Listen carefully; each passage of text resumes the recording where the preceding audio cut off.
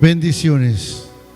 Continuamos con el tema a expensas de Dios, hablando de lo que nuestro Señor Jesucristo tuvo que pasar para que hoy usted y yo pudiéramos disfrutar de su perdón, de su misericordia. Cargos, verdaderos o falsos. Los 4 evangelios dejan en claro que Pilato sabía que estos cargos eran falsos. Intentó sin éxito salir de la situación cuando supo que Jesús era de Galilea. Esa era la jurisdicción de Herodes. Sabía que Herodes estaba en la ciudad para la Pascua y envió a Jesús a él. Pero Herodes y sus soldados simplemente se burlaron de Jesús y lo enviaron de regreso a Pilato, vestido con un manto lujoso, nos dice Lucas 23:11. Era una señal para Pilato de que en lo que concernía a Herodes podía hacer lo que quisiera. Herodes decía que apoyaría a Pilato sin importar que Pilato todavía tenía una sensación de inquietud. ¿Podría este hombre realmente ser culpable de traición? ¿Podría realmente ser un provocador contra Roma? Jesús, a pesar de la humillación a la que obviamente había sido sometido, parecía digno, amable, equilibrado, impresionante. En lugar de acusar a Jesús, Pilato se vio envuelto en una discusión con él. Algo estaba profundamente mal aquí. Como su esposa le recordaría más tarde: no te metas con este justo, pues por causa de él hoy he sufrido mucho en un sueño. Mateo 27:19. Aquí no había arrogante hostilidad judía. Él no era un fanático. ¿Traición? ¿Traición contra el emperador? No hay rey sino César. Pilato escuchaba a la multitud clamar, pero había una verdadera gracia sobre este hombre. Hablaba como si no estuviera sujeto al poder de Roma. De hecho, no estaba sujeto a ningún poder terrenal. Por lo tanto, el infeliz Poncio Pilato se vio obligado a investigar el cargo capital. Pronto, de manera pública y con teatralidad exagerada, se lavaría las manos en cuanto a Jesús de Nazaret. O eso pensaba. Poco se percató de que lo único por lo que sería recordado en la historia serían sus manos manchadas de sangre. Entonces el cargo capital condujo inexorablemente a la pena capital. Esto tuvo lugar a pesar de 2 hechos. Primero, Jesús le explicó pacientemente a Pilato que su reino no era político ni de este mundo. Pero aún más importante, una segunda característica en el relato de Lucas, en su narrativa, tejió una serie de declaraciones en las que se demuestran que Jesús es inocente. Una y otra vez, a medida que se presentan los cargos, se reconoce que Jesús, sin reservas, no es culpable de ninguno de ellos. Esta letanía de absoluciones es tan impresionante que vale la pena detenerse para observarlas a detalle. Lucas 23:4, Pilato dice: no encuentro ninguna base para un cargo contra este hombre. Lucas 23:14, Pilato dice: habiéndolo examinado en tu presencia, no he hallado ninguna falta en este hombre con respecto a aquellas cosas de las cuales lo acusas. Lucas 23:15, Pilato nuevamente: Él no ha hecho nada que merezca la muerte. Lucas 23, 22, Pilato: no he encontrado razón para morir en él. Lucas 23, 41, uno de los criminales crucificados con Jesús: somos castigados justamente porque estamos obteniendo lo que nuestros actos merecen, pero este hombre no ha hecho nada malo. Lucas 23, 47, el centurión romano a cargo de la ejecución ciertamente dice: este era un hombre justo. Jesús no fue falsamente juzgado como culpable sobre la base de una lectura errónea de la evidencia. Fue ejecutado a pesar de que el veredicto dictado sobre él fue inocente. Incluso desde el punto de vista del drama humano, aquí hay una gran tensión.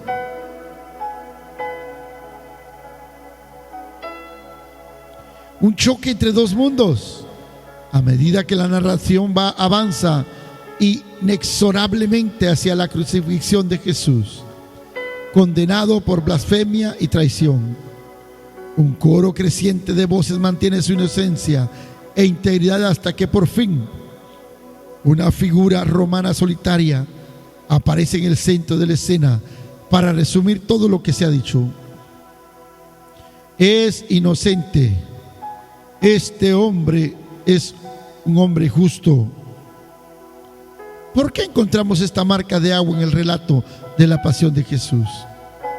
¿Por qué se le presta tanta atención a que Jesús haya sido acusado de los crímenes particulares de blasfemia y traición? ¿Y por qué, cuando ambos cargos eran demostrablemente falsos y no podían resistir en un tribunal de justicia, Jesús no fue liberado?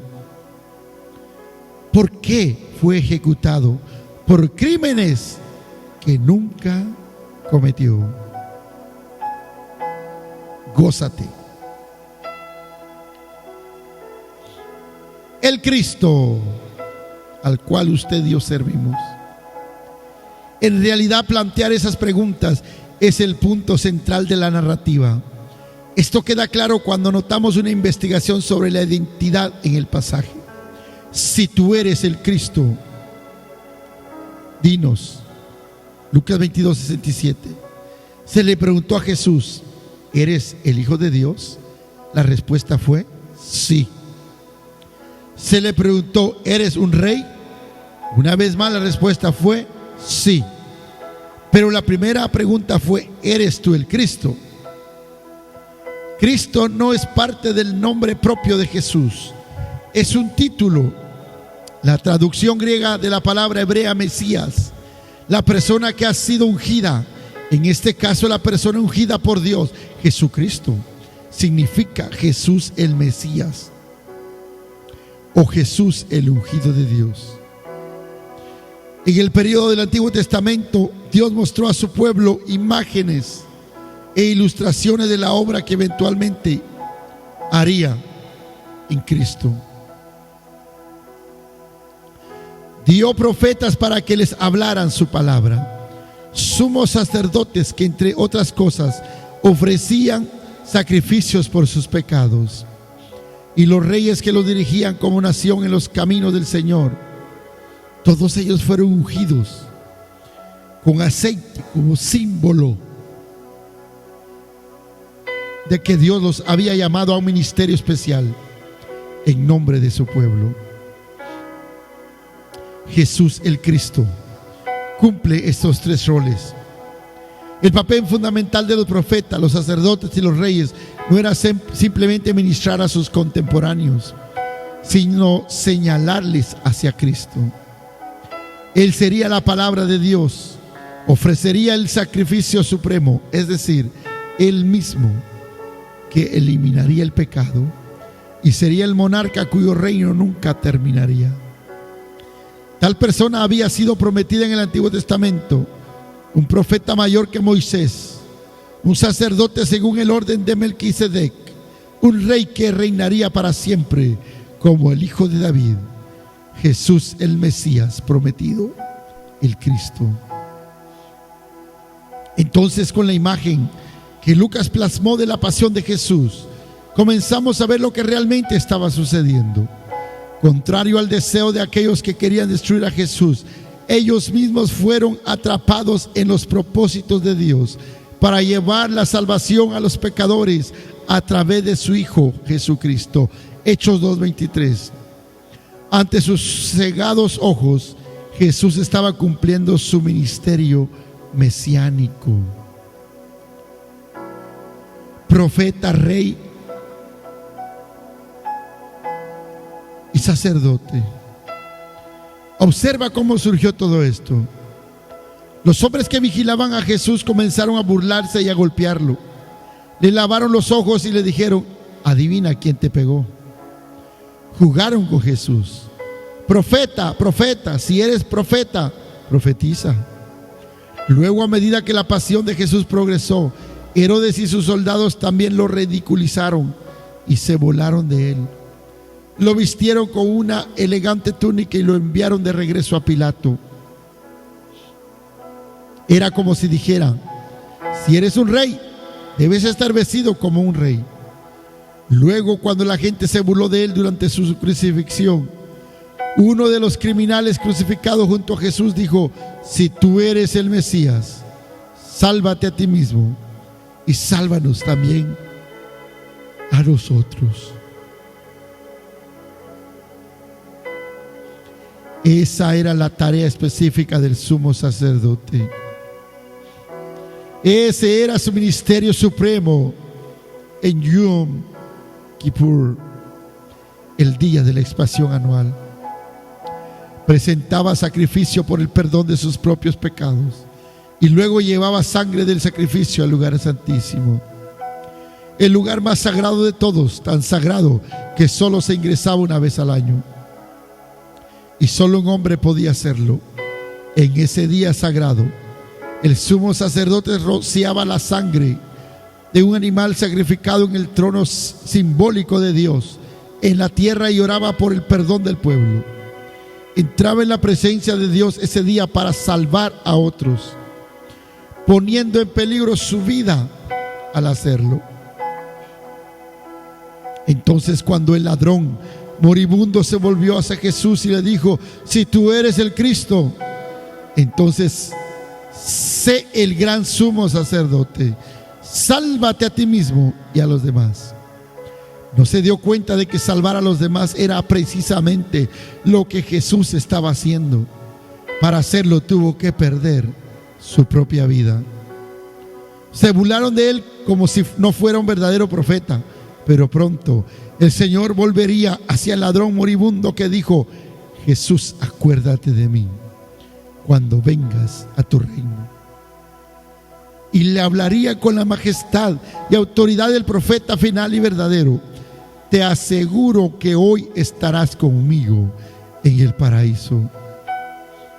Ese ladrón moribundo contempló algo que nadie más pudo ver. Observó que Jesús era el rey y que su reino se extendería más allá de la muerte de ambos. Sin duda, él era el Cristo.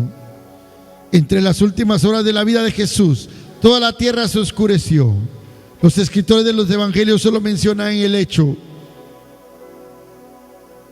sin comentarios ni explicaciones. El evento puede haberles recordado más de un suceso significativo en el pasado. Uno de ellos seguramente habría sido el día de la expiación, cuando el sumo sacerdote se movía de los atrios exteriores del templo a la oscuridad de la habitación interior del lugar santísimo para presentar el sacrificio y orar por los pecados de la gente. En esa habitación escondida el sol nunca brillaba. El gran sacrificio se ofrecía a Dios, lejos de las miradas indiscretas.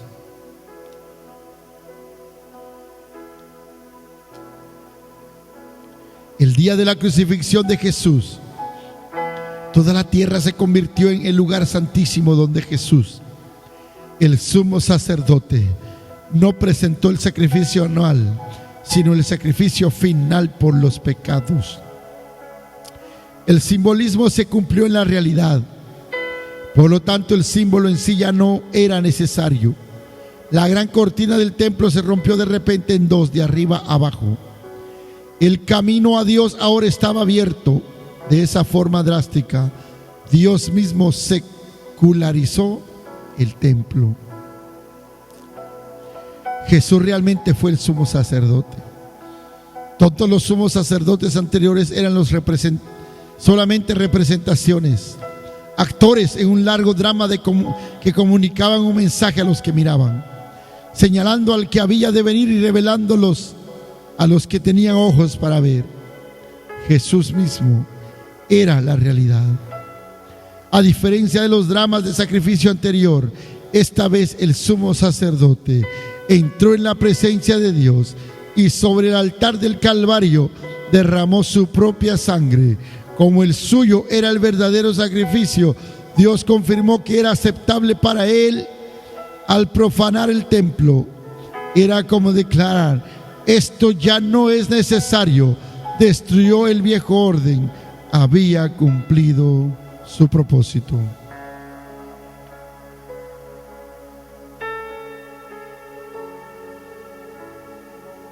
En la cruz, a medida que el drama se desarrolla, surgió otra sorpresa. La crucifixión era una muerte horrible, una muerte lenta. Los hombres finalmente morían por asfixia. A medida que se debilitaban, ya no podía levantar el cuerpo lo suficiente como para respirar. Sin embargo, leemos que Jesús clamó en alta voz. Lucas 23:46. Fue solo un gran esfuerzo final de su parte. Además, Jesús parece haber muerto mucho antes de lo esperado. Juan 19:31 al 33. ¿Acaso Lucas nos está indicando que Jesús eligió el momento de su muerte? ¿Qué? En un sentido especial, murió deliberada, soberana y activamente. Parece que eligió el momento con autoridad real, gritando en voz alta: Padre, en tus manos encomiendo mi espíritu. Luego inclinó la cabeza y exhaló su último aliento. En el relato de Lucas sobre la crucifixión, es fascinante notar la frecuencia con la que utiliza la palabra salvar. Salvó a otros, que se salve a sí mismo. Sálvate a ti mismo, sálvate a ti mismo y a nosotros. Lucas no fue testigo ocular de estos acontecimientos. Se convirtió al cristianismo más tarde, pero nos dice que hizo todo lo posible por hablar con testigos oculares. Lucas 1:1 al 4.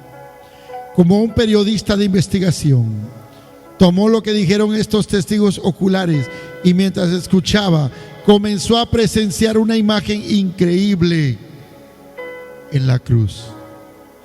La palabra que con mayor frecuencia estaba en la boca de las personas, incluso en los insultos, era la clave de todo lo que estaba sucediendo. El que estaba siendo despreciado como profeta, como sacerdote y como rey, en realidad era el profeta, sacerdote y rey de Dios, el Cristo, el Salvador. En realidad estaba haciendo lo que cínicamente le pedían que hicieran. Ellos, sin embargo, hablaban en ignorancia. No entendían que si él iba a salvar a otros, no podía salvarse a sí mismo. Aquí entonces está el misterio de la cruz, todo su secreto.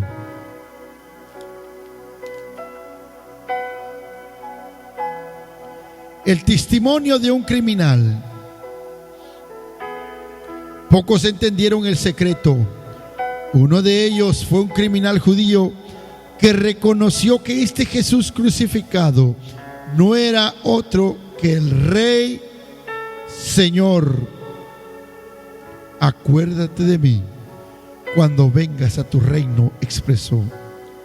¿Qué podía contribuir a su salvación? No tenía más que necesidad, pero eso es todo lo que se necesita si nos lleva a Jesús. el profeta, el sacerdote y el rey. El Salvador que murió en la cruz por nuestros pecados. Hay un precioso manantial de sangre de Emanuel que purifica a cada cual que se sumerge en él. El malhechor se convirtió pendiente de una cruz. Él vio la fuente y se lavó creyendo en Jesús. Y yo también, mi pobre ser, ahí logré lavar la gloria de su gran poder. Me gozo en ensalzar. Cerca de este criminal judío que vio que Jesús era el rey, estaba un oficial del ejército romano. Se habrá unido antes a la burla de Jesús con sus subordinados, posiblemente, ya que sabemos que también los soldados se acercaron para burlarse de él. Pero después este hombre reconoció que Jesús era justo.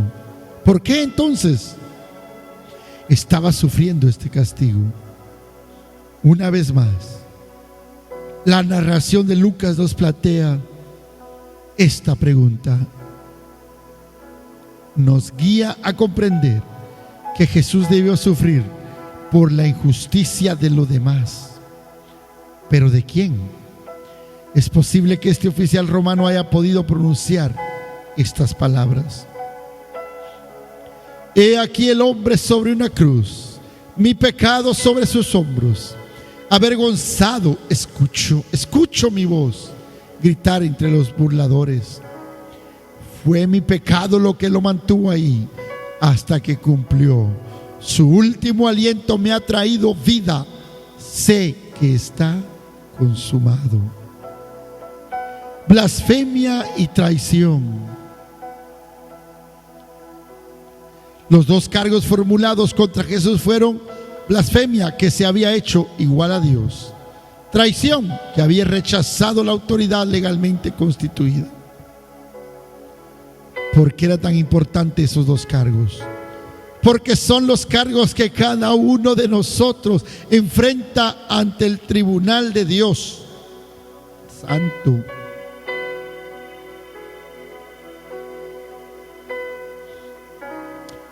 Ante este tribunal soy culpable de blasfemia, porque me he colocado en el lugar de Dios, en el centro del universo. También soy culpable de traición, ya que he tratado de revocar su autoridad legalmente constituida sobre mi vida. La blasfemia y la traición también fueron crímenes de Adán. Estos son los crímenes antiguos de los que todos nosotros, viejos y jóvenes, ricos y pobres, sabios y necios, famosos e infames, somos acusados. Todos somos culpables. Pero Jesús ha venido, llevando la vergüenza y soportando las burlas. En mi lugar de condenación permaneció, selló mi perdón con su sangre. ¡Aleluya! ¡Qué Salvador! Cuán bien expresa esto Christopher Idle.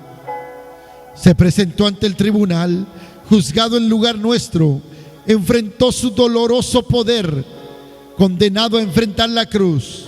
Nuestro Rey, acusado de traición. Nuestro Dios, castigado por blasfemia. Jesús vino y sufrió todo esto para tomar nuestro lugar, para soportar nuestro juicio, para lidiar con nuestro pecado y para salvarnos. Todo esto lo vemos en la imagen que Lucas retrata de la pasión de Jesús. El motivo central ahora está claro. Jesucristo murió por los pecados de aquellos pecadores. El justo murió por los injustos para llevarnos a Dios. El significado de la cruz es este: cuando todavía éramos pecadores, Cristo murió por nosotros. Romanos 5:8. Él tomó mi lugar, yo tomé su gracia, se convirtió en mi Salvador. ¿Es eso cierto para ti? Oh, tú que escuchas este podcast, no importando el lugar y la hora en que te encuentras, y has podido terminar de escuchar los 2 capítulos de los cuales se han hablado desde el arresto de Jesús y hoy que estamos terminando hasta la crucifixión.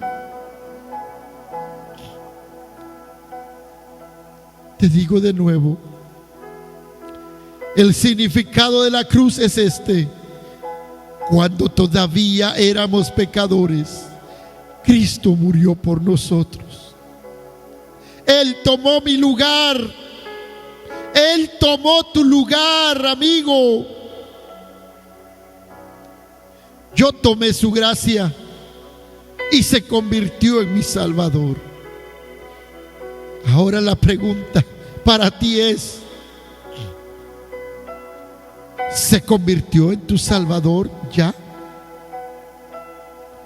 ¿Es esto cierto para ti?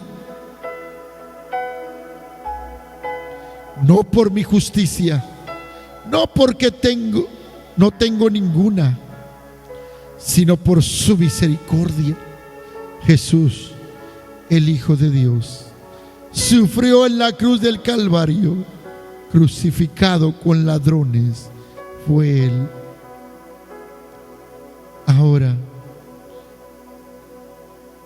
tú y yo seremos capaces de cantar esto.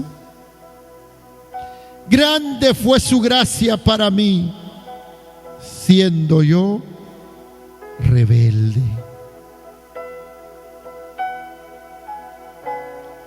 Bendecido día.